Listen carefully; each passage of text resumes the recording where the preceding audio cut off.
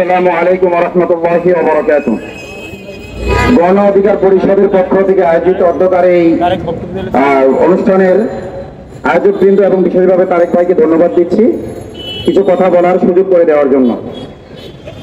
আমি প্রত্যেকটি দেশপ্রেমিক নাগরিককে অনুরোধ করব, যখনই ভারতের বিরুদ্ধে কোনো প্রোগ্রাম দেখবেন, এই প্রোগ্রামটা কে দিল এটা দেখার দরকার নেই।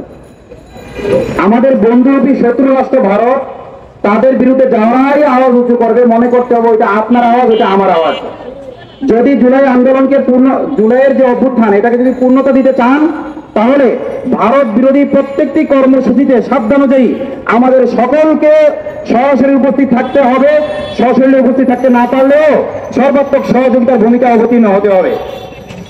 সংগ্রামী সাথী ও বন্ধুগণ, আপনারা জানেন যে ভারতীয় মিডিয়াগুলো ভারতের হিন্দুত্ববাদী বিভিন্ন নেতৃবর্গ এবং ভারতীয় সুশীল সমাজ বারবার বাংলাদেশের উপর আগ্রাসন চালানোর জন্য হুমকি ধমকি দিচ্ছে। তারা এখানে শান্তিরক্ষী বাহিনী প্রেরণের প্রস্তাব তুলছে।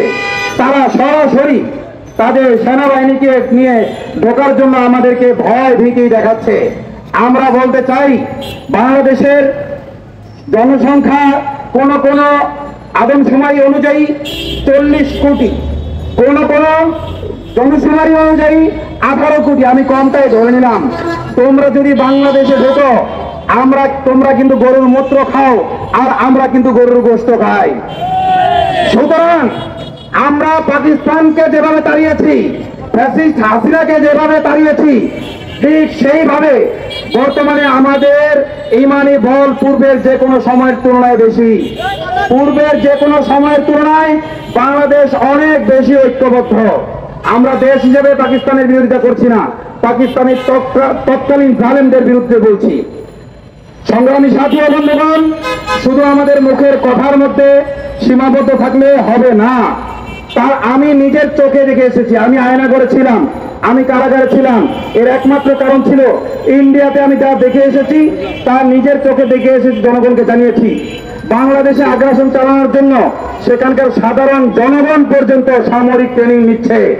আমি বর্তমান প্রশাসনকে বলবো, এই দেশের এই গণ অভ্যুত্থানের আসল স্টেক হোল্ডার হলো এই দেশের ছাত্র জনতা। আপনারা ছাত্র জনতাকে রাষ্ট্রীয়ভাবে ট্রেনিং দিন।